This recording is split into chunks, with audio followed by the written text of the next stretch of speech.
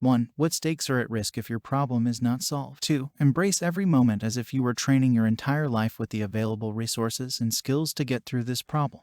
Oftentimes, a person might fail without trying everything available with the idea of next time I'll do X. What if the next time doesn't come or the option isn't available next time?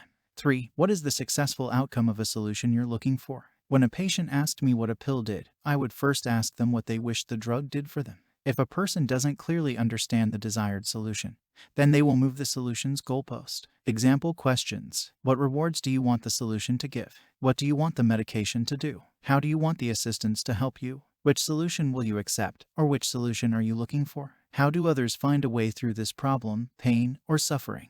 4. Having no problem to solve becomes the problem to solve. 5. Finding a problem worth solving is the first problem to solve because some problem solutions bring more harm than good with negative outcomes or forgettable benefits. If the solution to a problem provides insufficient positive rewards for the cost of solving, then it is a productivity trap. 6. The problem often is not in reaching help, but in finding competent help capable of solving the problem. For example, there might be plenty of people willing to help fix a computer issue, but the computer issue might be outside of the helper's scope of knowledge. Asking questions early to understand the helper's scope of knowledge will prevent wasting both people's time. 7. A lot of the problem is recognizing a need for assistance. I have to know when to tell myself I am currently incapable of performing actions. Suppose an action is discovered and accepted to be unavailable. In that case, seeking to adapt methods or uncover new knowledge will help increase access to comparable desired solution. I also need to assess sufficiently if the assessment was adequate for detecting hidden or false errors. For example, how would you know when you are not capable of driving? It seems those people who crashed their cars might have thought they were ready. And we must understand that those people might be us if we also have insufficient assessments of our abilities. Perhaps we have to prove to ourselves we are competent rather than arrogantly or baselessly believing we can avoid proving our competency. Furthermore, another problem occurs when misunderstanding how to utilize the help effectively. For example, I might gather help from people for my problem, but fail to delegate them to tasks fitting their specialty. 8. I understand the world gives me time-constrained problems requiring quick discovery of options and deciding upon a choice. While I am in the position to commit to a decision, I must make the decision, or my decision is indecision, leading another person to choose for me. Consider this as how other personalities also behave. I prefer more communication to connect the reasons behind those decisions because during the decision, I prefer connecting directly to the knowledge of the personalities around me so I can be more informed of the group's awareness. 9. When someone tells me about their experiences, it allows me to better cope with, consider, or respond with more sophistication to my experiences. If I explain a maladaptive thought or experience resulting in suggestions from other people, I should then take notes of suggestions to use when my coping mechanisms fail. 10. What is the first way you would attempt to solve an issue on your own before trying to seek help? Oftentimes, a person can find a solution after making 1 or 2 solo troubleshooting attempts. Furthermore, if others always help solve our problems, then our enabled dependency on others will increase while our problem-solving skills will decrease. 11. Asking questions to understand the problem's source might be the most difficult or essential part of solving a problem. Problems are like an onion. There are layers of reasons leading up to the problem. One or multiple hidden causes might be the leading cause for the issue. How do we discover if we blamed the incorrect problem source? Asking more questions will lead to more conscious understanding and knowledge acquisition. 12. Oftentimes, eliminating symptoms instead of the problem source will lead to new problems because the original unsolved problem will manifest into new problematic symptoms. How do we differentiate between the symptoms and cause of a problem? Return customership is secured by baiting customers with a never-ending symptom alleviation to problems intentionally or unintentionally misunderstood. 13. What would I need to be done before I'm able to overcome it? 14. What is preventing us from solving this right now?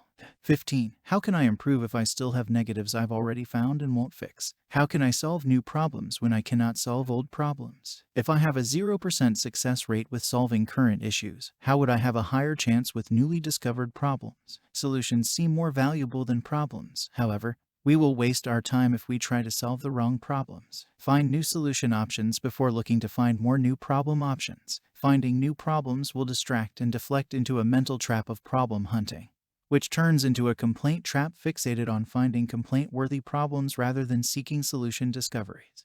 16. In any moment of decision-related stress, follow 3 initializing steps. A. Relax and breathe with dignity. B. Look around to see if any new information is discoverable. C. Make a call for a determination. 17. If the leader is always to blame, and if we all lead ourselves, then we are to blame for lack of preparedness or willingness to take charge. Bad leadership ruins a team. A good leader can turn a horrible team around, so if our leadership skills are powerful, we can carry a weak and heavy team. 18. Do not decide not to decide. If I'm making a decision, I intend to see my decision through or at least say no to the option for now rather than suspending the decision until other actors choose for me. A leader must be responsible for at least one decision rather than avoiding committing to a choice altogether. A leader must also be able to admit a lack of sufficient success in addition to humility to abandon a failing plan.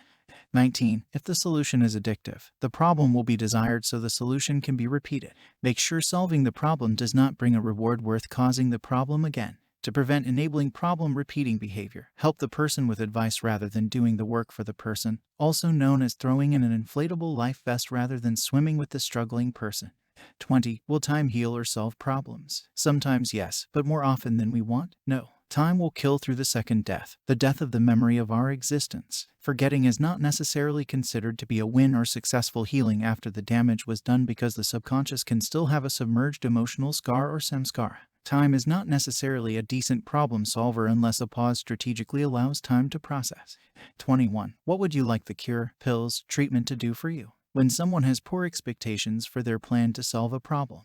22. What will I worry about after I fix my current issues? How would my life feel if I solved all of the easy or obvious obstacles in my way? 23. Teach to resolve the problem, not to sell the tool. Neurotics seek to see every problem as the problem their favorite tool can solve rather than learning different ways alternative tools might be used to solve problems never thought to be solvable. 24. Placing the frame of goals into the form of a reasonable desired result. An intellectual success or successful social interaction is only considered a win if the win brings a desired and reasonable result. 25. Does anyone wake up thinking, I'm going to be close-minded and easily mad at others today? The idea is to have robust coping tools and systems mentally saved and practiced in case problems occur. Recognizing and discovering an issue is more important than understanding how to solve the problem because how can an undiscovered problem accidentally become solved?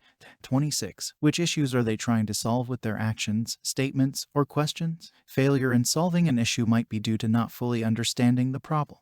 27. Visualization helps focus the mind into picturing the steps to allow the results of the desired dream. Goals visualized have a higher chance to become actualized compared to goals never visualized first. Visualization helps the mind walk through the required steps and obstacles needed to overcome.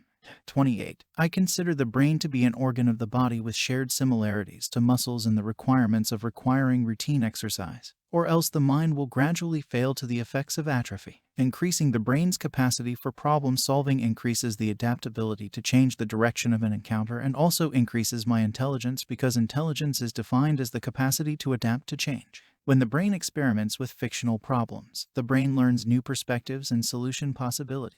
My brain must train itself to think outside of the box by practicing thought experiments, hypotheticals, and hypotheses. Training the mind generally involves mental muscle memory. If the mental muscle memory to solve petty problems improves, then the systems will possibly become more stable during higher stakes. 29. A lot can be accomplished when one refuses to become distracted or interrupted. 30. The longer one waits to solve, the more difficult the problem becomes. 31. If they can't solve with words, they will then solve with passive aggression or open aggression. 32. Mental preparation through consideration and visualization. Visualization is more difficult with less visual experience, and consideration is more difficult with less overall information. 33. Observe and listen before making a decision. Oftentimes, asking for more information before speaking about the subject can allow the issue to be more deeply understood. 34. I consider transforming complex solutions into more comprehensible solutions to be the practice referred to as solving solution. This is because no matter how intelligent a person or team might be, a complex solution will become congested, overlooked, or mentally tax the team. Simplification and improvement to memory encoding of the solution attempt to solve complex solution. Is it just me, or is the idea of solving solutions hilarious? Often, the solution can be right in front of the user, but the solution is not user-friendly, leading to a wasted solution. Solving solutions seems to be about decreasing the chances of a missed solution while increasing the actionability of the solution. Solving solutions would involve getting the horse to drink the water in the idiom, you can lead a horse to water, but you cannot make them drink. 35. We can only sometimes solve problems using the same type of thinking which created the problem. Other times, the solution comes from a different perspective. 36. Oftentimes, our problems scale to the other problems we currently face. For example, if there is no problem worse than constipation, then this problem is a 10 to us. Alternatively, if we had the same level of constipation yet a close family member just died, then our constipation would be scaled down lower than a 10, with the bereavement being the 10. 37. Some solutions search for problems and possibly find them when they do not exist. Biological problems require a biological resolution similar to how psychological problems demand a sophisticated psychological solution. 38. Biological problems require a biological resolution similar to how psychological problems demand a sophisticated psychological solution. 39. The faster I can learn what I'm doing wrong, the faster I can begin learning the solution. 40. Not all problems are equal. Some will require more force, perseverance, thought, failure, and planning than others. A difficult problem will have stricter parameters to solve. A difficult problem might also have a short window for solutions to be found and possibly horrible consequences. 41. Many people do not seek out unique methods to solve problems, so they miss new and better methods. 42. If it took a person this long to get into this situation or problem, how long might be required to escape? Usually, the time to escape is equal to or greater than the time spent getting into the problem. Oftentimes, our mind perceives the issue to take longer than needed to escape. 43. If convinced the problem or argument will repeat without failure, then the only way to succeed is to find a way to enjoy or learn more about it. 44. What would determine the difference between the decisions? I ask this when a person is indecisive. 45. I have favorable solutions to tell you if you're ready to hear them. 46. Find a trick for solving a problem, and then take 15 minutes figuring out if the trick can be improved or should be abandoned based on resource and opportunity costs. 47. Small problems are issues that can be solved by trashing the item, sleeping it off, or forgetting about the problem, such as anger pertaining to irrelevant drama. 48. Am I the incident commander dependent on a plan? 49. Who ought I defer this problem? 50. What is in your way? Discover it, or become a coward avoiding looking at what is feared. At least give it visual or auditory contact with your eyes or ears.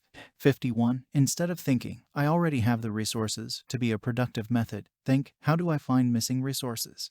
52 to 5 steps to solutions. 1. Set a goal and know what you want to achieve. 2. Identify the persons who can help achieve this goal. 3. Determine if compliance or commitment is needed. 4. Decide on a realistically reachable power source and influence tactic. 5. Describe how the power and tactics will be applied, combined, or used as a singular plan.